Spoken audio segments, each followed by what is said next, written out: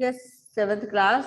आज हम अपनी वसंत पुस्तक से पाठ 15 नीलकंठ आगे के चैप्टर पढ़ेंगे, आगे का पाठ पढ़ेंगे। जैसा कि हम लोगों ने पिछली क्लास में इस पाठ को शुरू किया था, नीलकंठ, और इस पाठ की लेखिका है महादेवी वर्मा। आप सबको पिछली कक्षा में मैंने बताया था कि लेखिका को पशु पक्षियों से बहुत प्रेम था है, और उन्होंने अपने घर में ही एक छोटा सा क्या बना रखा था, वो जिसमें बहुत सारे जानवर मिलजुल के रहते थे। चिड़ियाघर। क्या बना रखा था?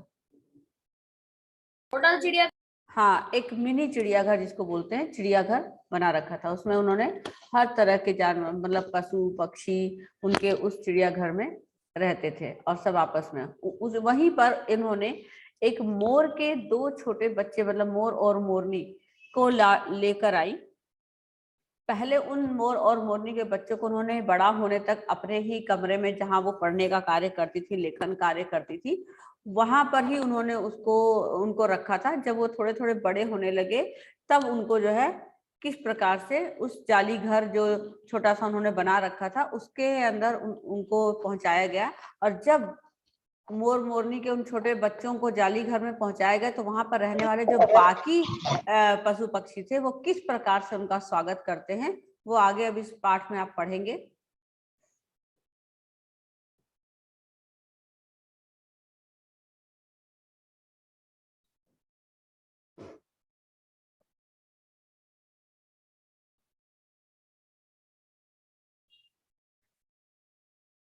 यस, यहाँ से पढ़ेंगे। स्टार्ट करिए रीडिंग।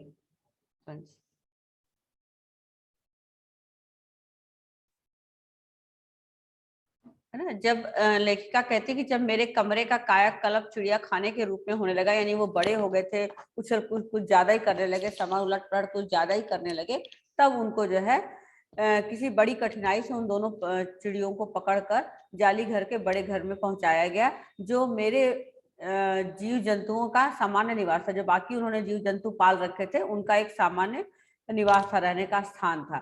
तो अब यहाँ से पढ़ेंगे कि दोनों नवागंतुकों ने पहले से रहने वालों में वैसा ही कौतूहल जगाया, है ना, जैसे कि हम सब एक दूसरे को जानते हैं ऐसे। स्टार्ट करिए रीडिंग। वेदिका पढ़ो। Yes ma'am.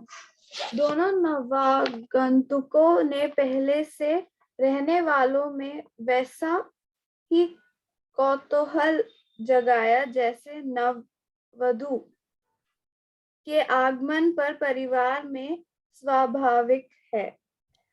लक्का कबूतर नाचना छोड़कर दौड़ पड़े और उनके चारों ओर घूम घूम कर गुटर गुटर गु की रागिनी अलापने लगे। बड़े खरगोश सभ्य सभासदों के समान क्रम से बैठकर गंभीर भाव से उनका निरीक्षण करने लगे।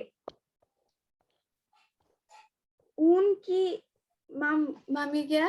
ऊन की गेंद, गेंद बॉल जिसको बोलते हैं, गेंद जैसे छोटे छोटे खरगोश उनके चारों ओर उछल कूद मचाने लगे। तोते मानो भली भांति देखने के लिए एक आंख बंद करके उनका परीक्षण करने लगे। उस दिन मेरे चिड़ियाघर में मानो भूचाल आ गया। धीरे धीरे दोनों मोर के बच्चे बढ़ने लगे। उनका कायाकल्प वैसा ही क्रमशः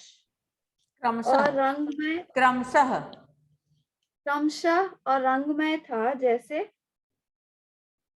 इल्ली से तितली का बनना। मैम इल्ली क्या होता है? एक छोटा सा, मतलब छोटी सी बिल्कुल बच्चा जिसको बोलते हैं। इल्ली से तितली बन जाना मतलब खिल जाना, बड़ा हो जाना। Okay ma'am. मोर के सिर की कलगी और सघन ऊंची तथा चमकीली हो गई। चोंच अधिक बंकी और पैनी हो गई।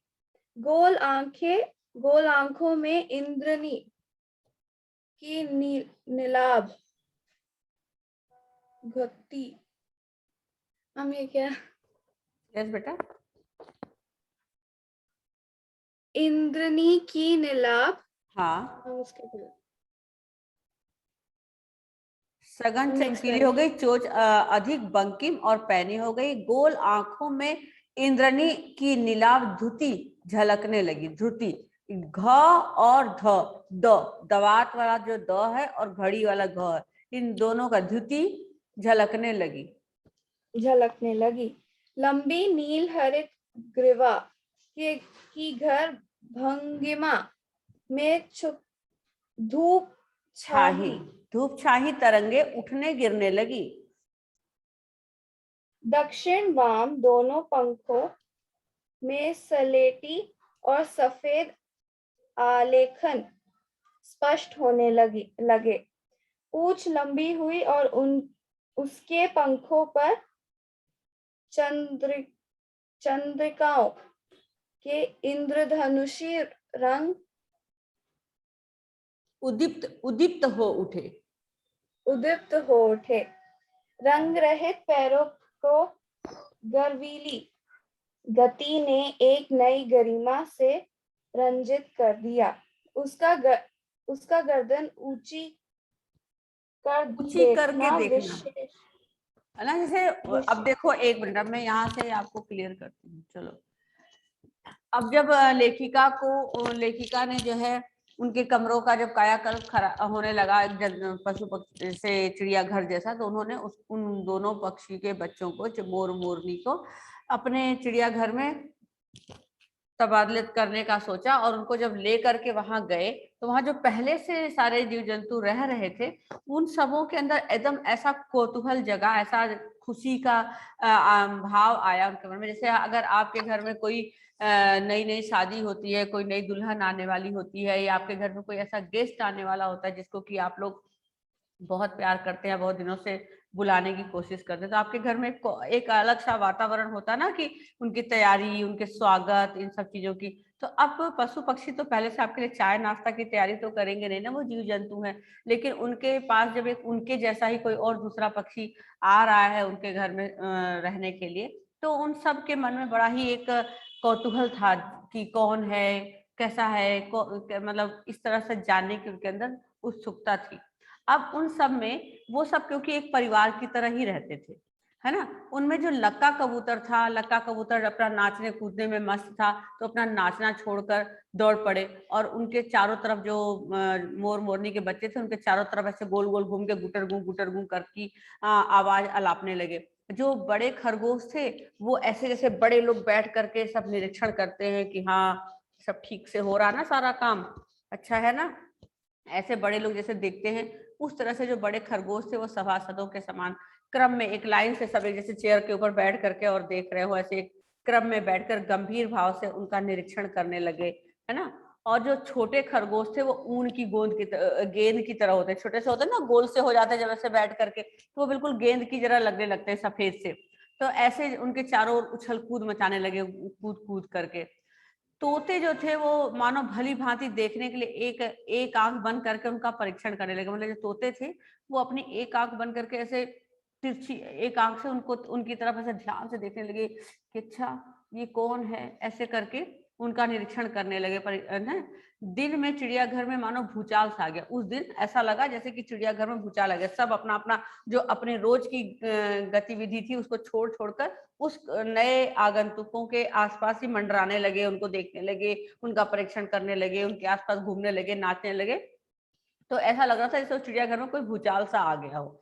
अब वो मोर और मोरनी भी उनके साथ ही हिल मिल कर रहने लगे। धीरे धीरे अब वो दोनों बच्चे जो मोर के थे, वो अब वहां पर रहते हुए और ग्रो करने लगे, बड़े होने लगे, है ना, बढ़ने लगे। तो उनका जब कोई भी चाहे वो पशु है, पक्षी है, इंसान है, कोई भी है, छोटे बच्चे से जब धीरे धीरे धीरे धीरे बड़ा होता, तो उसके कायाकल्प, उसके शरीर में, उसके बनावट में और उसके रूप रंग में थोड़ा बहुत बदलाव आता ही है। इसी तरह से चिड़िया, जब उन मोर मोरनी के बच्चों को वहां रखा गया, तो जब वो बड़े होने लगे, तो उनका जो कायाकल्प था वो थोड़ा सा बदलने लगा। क्रमशः उनके अंदर कुछ परिवर्तन आया और रंगमय था। जैसे इल्ली से तितली बनना, एक छोटी सी जैसे अब सोचो जैसे अंडा से उसके अंदर से चिड़िया का बच्चा निकलना, उसी तरह से इल्ली एक छोटी सी चीज होती है, तितली का एक छोटा रूप, वो जब बढ़ करके तितली का पूरा रूप ले लेती वैसे। तो इस तरह से वो जो मोर के जो बच्चे थे वो बड़े जब होने लगे तो उनके अंदर ऐसा परिवर्तन आया जैसे कि अब वो एक छोटा सा रूप से वो बड़े रूप में परिवर्तित हो गए हैं। अब उनके रूप में क्या परिवर्तन आया बच्चों, मोर के जो सिर की कलगी, सिर के ऊपर एक कलगी सी होती है ना, तीन ऐसे करके ऊपर लगी होती है, तो वो बड़ी सघन, सघन मतलब कि घनी घनी है ना, बहुत ज्यादा सघन थी, मतलब खूब घनी थी, ऊंची भी थी और चमकीली भी खूब, जैसे कि मोर इधर उधर हिलता है ऐसे तो बहुत ही ज्यादा चमकती है, साइन करता है ऐसे। तो बहुत सघन, ऊंची तथा चमकीली हो गई। सघन मतलब घनी, ऊंची मतलब लंबी और चमकीली यानी चमकदार हो गई। चोंच अधिक अधिक बंकिम और पैनी हो गई। बंकिम मतलब नुकीली, मोर की जो चोंच है वो बहुत ही नुकीली और बंकिम मतलब कि चीजें उठाने में सक्षम एकदम से हो गई। गोल आंखों में इंद्रनी, जो उनकी मोर की आंखें होती है वो गोल गोल होती हैं, उनकी इंद्रनी जो नीलापन होता है वो नीलाभ ध्रुति झलकने लगी, उनके अंदर नीला रंग ऐसे, जब भी वो देखने की कोशिश करते अपनी गर्दन मटका करके तो उनके अंदर से वो नीली ध्रुति झलकने लगी थी। लंबी नील हरित ग्रीवा, मतलब लंबी नीली गर्दन, उनकी ग्रीवा मतलब गर्दन, लंबी गर्दन की हर भंगिमा में धूप छाई तरंगे उठने लगी, कि मतलब वो जब भी अपनी गर्दन ऐसे ऊंची इधर उधर ऐसे ऐसे करते तो उनकी जो गर्दन में नीले रंग का जो एक होता ना उनका जो जैसे पंख का जो चीज होता है, तो जैसे जरा सा भी इधर से उधर ऐसे ऐसे होने पर उसके अंदर एक अलग से धूप छाई तरंगे उठने लगी, उनके रंगों का शेड आने लगा उसमें से, है ना, उठने और गिरने लगी। दक्षिण वाम दोनों पंखों में सलेटी और सफेद आलेखन स्पष्ट होने लगे, यानी कि जो उनके पंख थे लंबाई में पीछे तक जाने वाले, स्लेटी सफेद आलेखन, उसके अंदर जो डिजाइन होती है, देखा होगा ना मोर के पंखों में किस तरह की डिजाइनिंग होती है, वो सब उसका जो डिजाइन आकार था वो सब कुछ स्पष्ट दिखाई देने लगा। पूंछ लंबी हुई और उसके पंखों पर चंद्रिका से गोल गोल गोल गोल चंद्रिका सा बना हुआ इंद्रधनुषी रंग बिरंगे 7 रंगों वाले उदीप्त उभर कर आने लगे। उदीप्त मतलब दिखाई देने लगे, उदीप्त मतलब बाहर उभर कर आने लगे, है ना। रंग रहित पैरों को गर्वीली गति में एक नई गरिमा से रंजित कर दिया। और मोर जो है ना, जो देखने में बहुत खूबसूरत होता है कि नहीं होता है, मोर सुंदर होता है ना, आप सब लोगों ने भी देखा होगा मोर को कभी ना कभी, कहीं ना कहीं, और वैसे भी फोटो पिक्चर तो आपको देखा ही होगा मोर का। मोर बहुत सुंदर होता है, लेकिन जितना ही सुंदर मोर होता है ना, उसके पैर उतने सुंदर नहीं होते। कई बार ऐसा भी होता है कि मोर बहुत खुश होता है जब बरसात के दिनों में, और खूब अपने पंख फैला करके नाचता रहता है, और एकाएक जब उसकी नजर अपने पैरों की तरफ जाती है तो एकदम चुप हो जाता है, मुरझा जाता है, क्योंकि उसको लगता है कि मेरी जो सुंदरता पर ये काला टीका है एक तरह से, है ना। तो उसके जो रंग रहित, यानी कि उसके पैरों का कोई रंग नहीं होता है, उनकी गर्वीली गति ने एक नई गरिमा से रंजित करें, क्योंकि उसमें भी जो है गति थी, अपने चाल ढाल नाच में वो भी उनकी गरिमा को बढ़ा रहे थे। उसका गर्दन ऊंची करके देखना, जैसे जो मोर था किसी को देखना हो ऐसे ऊंची करके गर्दन देखता था, है ना, देखना। विशेष भंगिमा के साथ उसे नीची कर दाना, और किसी के अपना जो खाना उनको दिया जाता है उसको खाने के लिए बड़े ही अपने स्टाइल जिसको बोलते हैं, एक स्टाइल से, है ना, विशेष भंगिमा में अपनी गर्दन नीची करके दाना चुगना, पानी पीना, टेढ़ी करके शब्द सुना। अगर कोई कुछ, जैसे लेखिका वहां जाती थी पिंजरे के पास उन लोगों को देखने, अपने जानवरों को या पक्षियों को या तो उनकी आवाज सुनना ऐसे गर्दन टेढ़ी करके कि कौन क्या बोल रहा है, मेरे लिए बोल रहा है, किसके लिए बोल रहा है, ऐसे करके शब्दों को सुनना आदि क्रियाओं में जो सुकुमारता और सौंदर्य था, यानी कि बहुत ही उसके अंदर वो एक नटखटपन, प्यार भरा जो भाव था, है ना, और सुंदरता थी, उसका अनुभव देखकर किया जा सकता। मतलब ये हमारे बताने पर आपको उतना नहीं समझ में आएगा जितना कि देख कर उस चीज को महसूस किया जा सकता है। गति का चित्र नहीं आंका जा सकता, जो गति थी उसको हम अगर चित्र बना रहे हैं, आपके सामने बता रहे हैं, उसको नहीं हम समझ सकते, लेकिन उस चीज को देखकर हम बहुत अच्छे से अनुभव कर सकते हैं। मोरनी का विकास मोर के समान चमत्कारिक तो नहीं हुआ, जितना मोर पूरी तरह से सुंदर और मतलब हर तरह से उसके अंदर कोई भी कमी नहीं थी सुंदरता में उसके बड़े होने पर, उतना ज्यादा सुंदरता तो मोरनी के बड़े होने में विकास में नहीं चमत्कारित हुआ, परंतु अपनी लंबी धूपछाही गर्दन, यानी मोरनी की भी गर्दन लंबी और धूपछाही ही थी, हवा में चंचल कलंगी पंखों को की श्याम श्वेत पत्रलेखा, यानी उसकी भी वही कलंगी और पंखों में श्याम श्वेत पत्रलेखा जो चित्र के डिजाइन थे, मंथर गति आदि से वो भी मोर की उपयुक्त सहचारणी होने का प्रमाण दे, यानी कि धीमी गति से उसके साथ चलना, मोर के साथ साथ आगे साथ साथ रहना, ये सब उसके साथ रहने वाली सहचारणी यानी उसके साथ रहने वाली का प्रमाण देने लगी।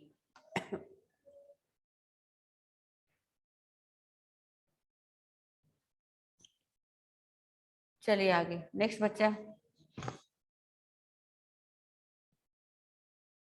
मैं करूं?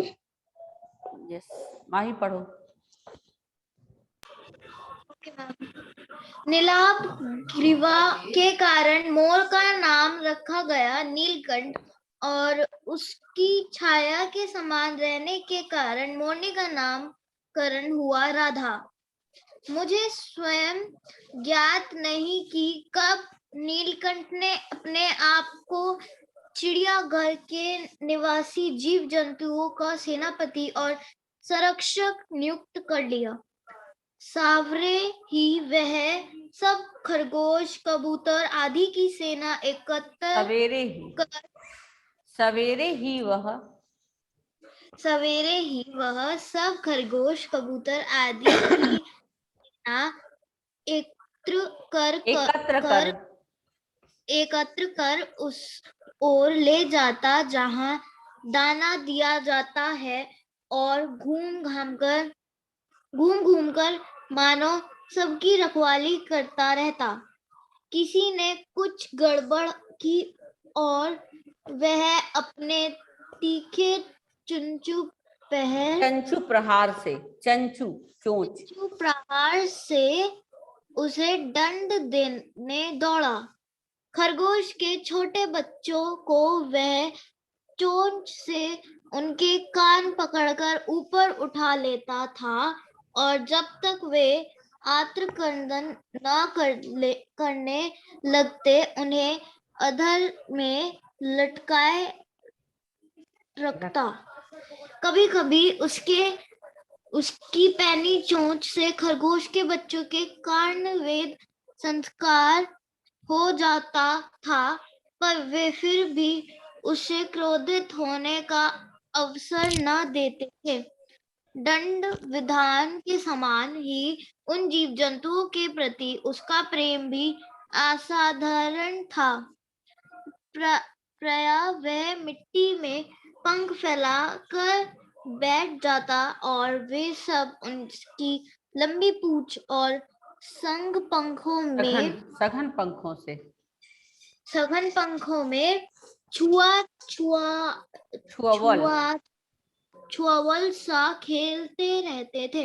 यस बेटा, वेट। अब देखो, अब नीलाभ ग्रीवा यानी नीली गर्दन होने के कारण नीलकंठ, उसका मोर का नाम जो है नीलकंठ रखा गया।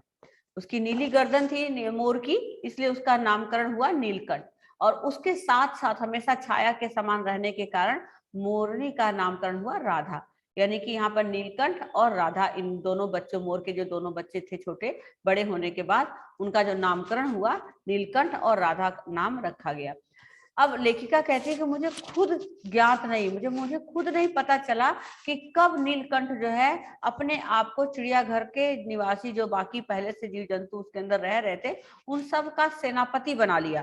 कब? जैसे मॉनिटर होते ना क्लास में, कई बार देखा है आप लोगों ने क्लास में कि टीचर एक बच्चे को बनाती कि तुम इस चीज के मॉनिटर हो, लेकिन कई बार कुछ बच्चों के अंदर ऐसी क्वालिटी होती है कि उनको टीचर को कहने की जरूरत ही नहीं पड़ती, वो अपने आप ही सब बच्चों को माइंड करके बिठा लेते हैं और हर चीज लाइन से करवाते हैं। अगर बाहर अपनी क्लास के जा रहे हैं तो लाइन बनवा के लेके जाते हैं। जो बच्चे अच्छी क्वालिटी जिनका तेज होते हैं और हर चीज पर ध्यान रखते हैं, क्लास के स्विच फैन, अब लाइट के फैन बंद करना, बाहर भी उनको अगर दूसरे कंप्यूटर या किसी और क्लास में जाना है तो लाइन अप करा के लेके जाना, अगर कोई बच्चा लाइन के बाहर जाता है तो उसको डांट करके अंदर लाइन में करना, ये सब कुछ बच्चों के अंदर अपने आप क्वालिटी हो जाती है। फिर ये चीजें देख करके टीचर को भी या किसी को भी अच्छा लगता है कि देखो ये बच्चा कितना डिसिप्लिन होल्डर है। तो इसी तरह से जो नीलकंठ था सब बाद में आया उस चिड़ियाघर में, लेकिन कब उन सभी जानवरों का जो पहले से वहां रह रहे थे उन सबका अपने आप को सेनापति बना लिया। वो क्या करता था कि सुबह सुबह जहां पर सभी जीव जंतुओं को खाने के लिए दाना डाला जाता था, वहां सभी को वो सवेरे सवेरे अपने चिड़ियाघर के जाली के उसमें से जो है एक लाइन में बना करके सबको लेके जाता, एकत्र करता, पहले चलो सब यहाँ पर लाइन बना के इकट्ठे हो जाओ, है ना, फिर उनको उस साइड में ले जाता कि चलो अब यहाँ एक लाइन से चलो सारे। और फिर उसके बाद जब वो अपना दाना चुगने लगते तो घूम घूम कर उन सबकी रखवाली करता, इधर उधर घूम घूम के चारों तरफ कि कोई कोई गलत काम तो नहीं कर रहा है, किसी के साथ कोई छेड़ तो नहीं रहा है, या कोई किसी से लड़ तो नहीं रहा, ऐसे सबकी रखवाली करता। और अगर किसी ने कुछ गड़बड़ की, यानी मतलब किसी और जीव जंतुओं ने कुछ गड़बड़ की एक दूसरे के साथ, तो वो अपने तेज उसकी जो चोंच होती थी उससे उनके ऊपर प्रहार करता, उनको मारता, है ना, उनको दंड देता। ठीक है। खरगोश के छोटे बच्चों को वो चोंच से उनके कान के साथ ऐसे उठा लेता था, उनका जो कान इतना छोटा होता था, एकदम मुलायम मुलायम, खरगोश के बच्चे छोटे से तो होते ही थे, उनका कान तो ऐसे एकदम सॉफ्ट होता है, वो अपने अपने नुकीली चोंच से जो है ऐसे पकड़ के उठा लेता था। कई बार तो वो अपनी दर्द से बहुत अंदर से उनको कराहने रोने की आवाज आने लगती थी, लेकिन तब तक उनको अधर में लटकाए रखता था। कभी कभी तो ऐसा करता था कि उसके तेज नुकीले उससे जो उनके कान में छेद भी हो जाता था, मतलब उनके कर्णभेद संस्कार भी हो जाता था, है ना, कर्णभेद संस्कार हो जाता था। पर वे फिर कभी उसे क्रोधित होने का, उसके बाद जब ऐसी सजा मिल जाती थी उन सबको, तो दोबारा फिर वो कोई ऐसा गलत काम नहीं करते थे जिससे कि उनको फिर से मोर को गुस्सा आए उनके ऊपर और इस तरह का उनको फिर से दंड सहना पड़े, है ना। दंड विधान के समान ही उन जीव जंतुओं के प्रति उसका प्रेम भी था। जिस तरह से वो उनके गलत काम करने पर उनको दंड देता था, सजा देता था, उसी तरह से ही वो उन सभी जानवरों के साथ प्रेम भी बहुत करता था, मतलब प्यार भी बहुत असाधारण था। प्रायः वो क्या करता था कि वो मिट्टी में अपने पंख फैलाकर बैठ जाता था, मतलब जो उनके जाली घर का बड़ा सा जगह था उसके अंदर जो मिट्टी थी फर्श पर, उसके ऊपर अपने पंख फैला करके बैठ जाया करता था। और वे बाकी जो सब जानवर थे वे सभी उसकी लंबी पूंछ और ये सघन जैसे जो कलंगी, इन सब पर उन सब एक दूसरे को छुआ छुआ वाला खेल खेलते थे, मतलब पकड़म पकड़ाई जिसको बोलते हो आप लोग, वो वाला खेल खेलते रहते थे। ऐसी ही किसी स्थिति में एक सांप जाली के भीतर पहुंच गया। अब ऐसा ही हुआ कि एक दिन जो दोपहर का समय था और मोर यानी नीलकंठ जो है अपना पंख फैलाए दोपहर में आराम कर रहा था, और उसी बीच एक सांप जो है उनके जो जाली का जो घर था जिसमें वो सारे जीव जंतुओं को रखने के लिए बना हुआ था, उसके अंदर एक सांप पहुंच गया। सब जीव जंतु तो जैसे ही सांप को देखा और उनकी उसको आहट हुई, सब बड़े बड़े सब इधर उधर भाग करके जल्दी, कोई पेड़ पर, कोई इधर कोई उधर, कोई बिल में कहीं कहीं छुप गया। केवल एक जो खरगोश का छोटा बच्चा था वो भाग नहीं पाया जल्दबाजी में, और उसको सांप ने पकड़ लिया, पकड़ में आ गया।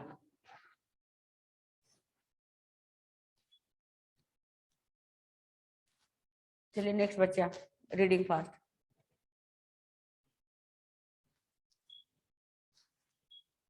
निश्चय पढ़ो।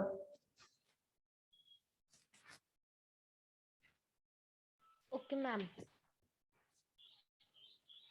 Ma'am from which page number? On screen दिखाई दे रहा है आपको, पेज दिखाई दे रहा है? Okay ma'am. निकलने के प्रयास में सांप ने उसका आधा पिछला शरीर तो मुंह में दबा रखा था, शेष आधा जो बाहर था उससे ची ची का स्वर भी इतना तीव्र नहीं निकल सकता था कि किसी को स्पष्ट सुनाई दे सके। नीलकंठ दूर ऊपर झूले में सो रहा था। उसी के चौकन्ने कानों ने उस मंद स्वर की व्यथा पहचानी और वह पूंछ पंख समेटकर सर से एक झपट्टे में नीचे आ गया। संभवतः अपनी सहज चेतना से ही उसने समझ लिया होगा कि सांप के फन पर चोंच मारने से खरगोश भी घायल हो सकता है। उसने सांप को फन के पास पंजों से दबाया और फिर चोंच से इतना प्रहार किया कि वह अधमरा हो गया। पकड़ ढीली पड़ते ही खरगोश का बच्चा मुंह से निकल तो आया, परंतु निश्चेष्टा निश्चेष्ट निश्चेष्ट सा वहीं पड़ा रहा। राधा ने सहायता देने की आवश्यकता नहीं समझी, परंतु अपनी मंद केका से किसी असामान्य घटना की सूचना सब और प्रसारित कर दी। माली पहुंचा, फिर हम सब पहुंचे। नीलकंठ जब सांप को दो खंड कर चुका था, तब उस शिशु खरगोश के पास गया और रात भर उसे पंखों के नीचे रखे उष्णता देता रहा। कार्तिकेय ने अपने युद्ध वाहन के लिए मयूर को क्यों चुना होगा, यह उस पक्षी का रूप और स्वभाव देखकर समझ में आ जाता है। यस बेटा, मयूर यस। अब यहाँ देखो, तो वो जो सांप घुस आया तो उसके पकड़ में एक खरगोश का छोटा बच्चा आ गया, बाकी तो सब भाग गए, है ना। और उसने जो है उस खरगोश के छोटे बच्चे को पीछे से अपने मुंह में पकड़ लिया। गर्दन के बाहर का हिस्सा जो है उसका बाहर बच गया था। वो उसी में कराहने वाली आवाज जो है केका की, मतलब धीरे धीरे की आवाज, चींची की ऐसे निकलने लगी। उसी और नीलकंठ दूर ऊपर पेड़ के डाली में झूले समान बना हुआ उस पर बैठा सो रहा था। एकदम से वो हर समय चौकन्ना रहता था अपने सभी जानवरों के प्रति, सबका देख रेख करने के लिए। तो एकदम चौकन्ने से उसके कान ने उस मंद स्वर की व्यथा पहचानी, मतलब किसी के कराहने की आवाज, ऐसे नहीं कि कोई बैठ के आह आह ऐसे करके कराह रहा है। तो उस आवाज को उसने तुरंत पहचान लिया और वो जल्दी से अपने पंखों को और उसको समेट करके झपट्टे से नीचे आया। और वो समझ गया संभवतः, मतलब अपने दिमाग से उसने अंदाजा लगा लिया कि ये जो है सांप के फन के चोट पर अगर वो मारेगा तो इससे तो खरगोश का बच्चा भी घायल हो सकता है। इसलिए उसने क्या किया कि उसके फन जहां होता वहां से अपने पंजों से कस के पकड़ लिया और अपने चोट से उसके फन के ऊपर प्रहार करने लगा, जिससे कि वो अधमरा हो गया और उसकी पकड़ भी ढीली पड़ गई। ढीली पड़ते खरगोश का बच्चा उसके मुख से निकल गया। परंतु जैसे किसी घाय उसमें से बाहर आ जाओ किसी कष्ट से, तो निश्चेष्ट मतलब कि बेहोशी की हालत में सब वहीं पड़ा रहा।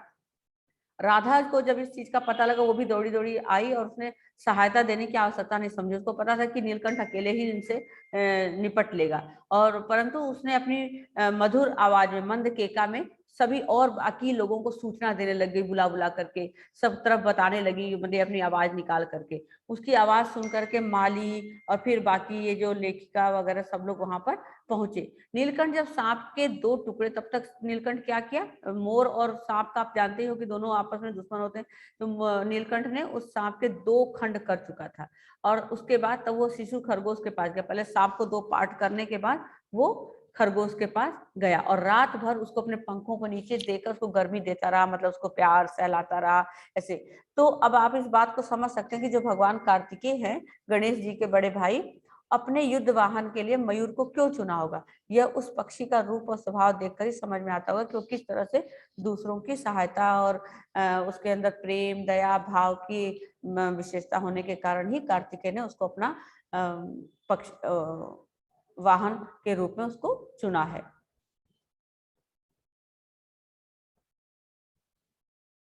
ओके।